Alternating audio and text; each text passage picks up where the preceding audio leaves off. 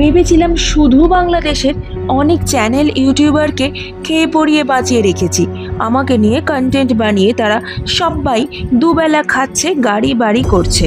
আজ দেখি ঘরে বসে যাওয়া এক অভিনেতার ফ্লপ ক্যারিয়ারকেও পুনরুজ্জীবিত করলাম।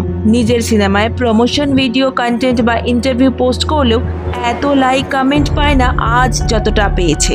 শুনছি আর চাকরি চুরির টাকায় বানানো সিনেমায় অভিনয় করতে হবে না, আমাকে নিয়ে লিখে 2 পয়সা যদি লাভ কারো হয় আমি তার পাশে দাঁড়াতে রাজি আছি।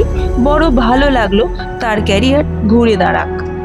বাকিদের ওই সোনার কেল্লায় ট্রেন সিকোয়েন্সের মতো বলবো, লালমোহন বাবু হিন্দিতে নিজের ব্যাপারে বলছেন, ফেলুদা মাখন টোস্টে কামড় দিতে দিয়ে বলছেন, আপনারা চালিয়ে যেতে পারেন, দিব্যি লাগছে।